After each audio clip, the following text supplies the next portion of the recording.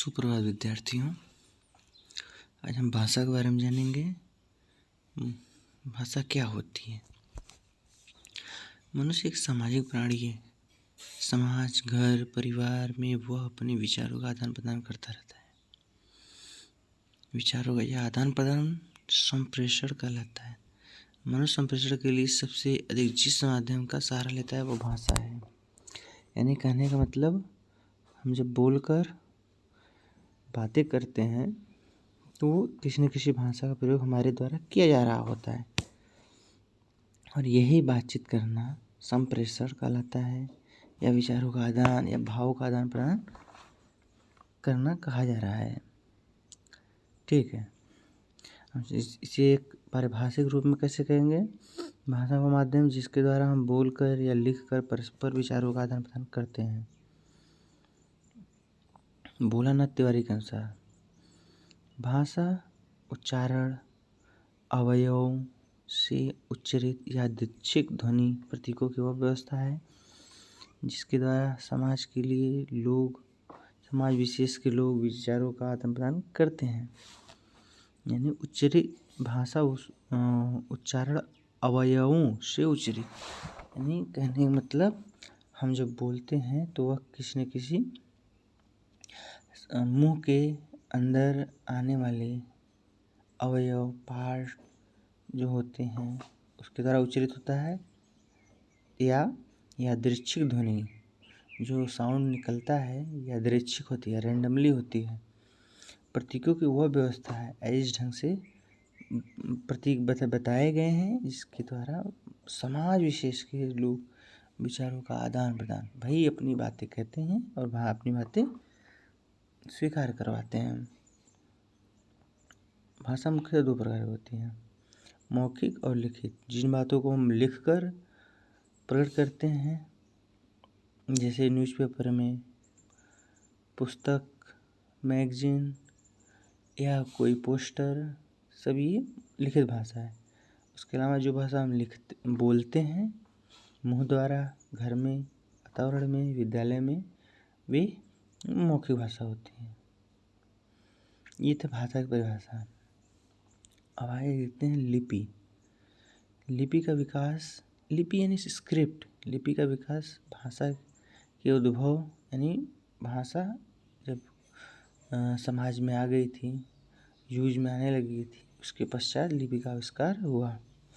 उच्चरित ध्वनियों के लिए बनाए गए चिन्ह होता है, स्क्रिप्ट होता है, चाहे हिंदी भाषा की हो, चाहे इंग्लिश हो, संस्कृत हो, देवनागरी हो, ये सब लिपि के अंतर्गत आते हैं।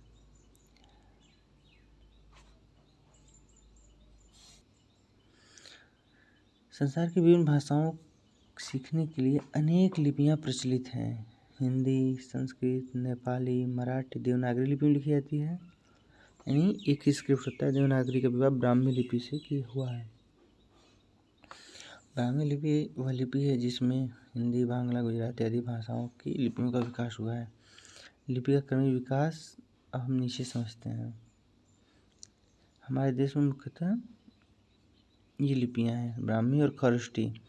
ब्राह्मी बाएं से दाएं लिखी जाती है, जैसा हम देवनागरी में करते हैं। और खरोष्टी लिपि जो दाएं से बाएं लिखी जाती है, जैसे अरबी फारसी।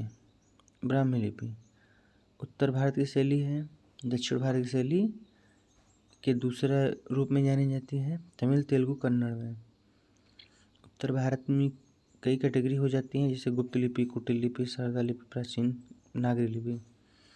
पूर्वी लिपि, पूर्वी नागरी में मैथिली आती है, कैथी है, नेवारी है, बांग्ला है, असमिया है। और पश्चिमी में गुजरात की भाषा, राजस्थानी, महाराष्ट्री, महाजनी और देवनागरी। ब्राह्मी लिपि के प्राचीन नमूने बस्ती जिले, पिपरवा के स्तूप में तथा अजमेर जिले के बरली गांव के शिलालेख से प्राप्त होता है। ये दो कैटेगरी बनती हैं, उत्तर भारत की शैली और दक्षिण की। उत्तर भारत शैली में गुप्त लिपि, कुटिल लिपि, शारदा लिपि, देवनागरी लिपि, जो बाद में डेवलप होकर देवनागरी कहलाने लगी। देवनागरी इसमें सबसे प्रमुख होती है। देवनागरी सर्वप्रथम राजा जयभट्ट 7वीं से 18वीं सदी के बीच थे। इनके द्वारा गुजरात में प्रचलित होने के कारण ब्राह्मण वर्ग यानी पंडित वर्ग इसको नगर की भाषा कहते थे, शहर की भाषा कहते थे।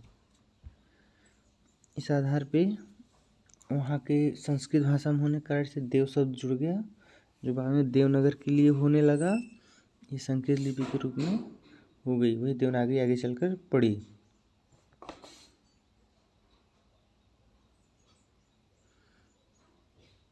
अब हम देख सकते हैं कि अच्छा, इसके देवनागरी के कारण बहुत हो सकते हैं। इसके देवनागरी नाम दिए जाने के कई कारण हो सकते हैं, जैसे गुजरात के नागर ब्राह्मण द्वारा विशेष रूप से प्रयोग किए जाने के कारण नागरी कहलाई। प्रमुख रूप से नगर में प्रचलित होने का नागरी हुई। तांत्रिक चिन्ह देवनगर से सामान्य का देवनागरी कहलाई। देवनगर यानी काशी में प्रचार करने का देवनागरी कहलाई। मतलब सभी लोगों ने अपना अपना अनुमान लगाया है, उस आधार पे इसको देवनागरी कहा है। हम देख सकते हैं चार्ट में कि हिंदी, देवनागरी, संस्कृत, मराठी, नेपाली, फ्रेंच सब के सब अभी तक देवनागरी लिपि थे। अब लेकिन यहाँ नेपाल, अंग्रेजी, फ्रेंच, पोलिश ये रोमन लिपियाँ हैं। जर्मन और स्पेनिश भी रोमन है। पंजाब, भारत की पंजाबी गुरुमुखी लिपि के नाम से जानी जाती है। उर्दू और फारसी लिपियाँ हैं। रूसी और बुल्गारियन रूसी लिपियाँ हैं। ये था इसका एक परिचय। धन्यवाद।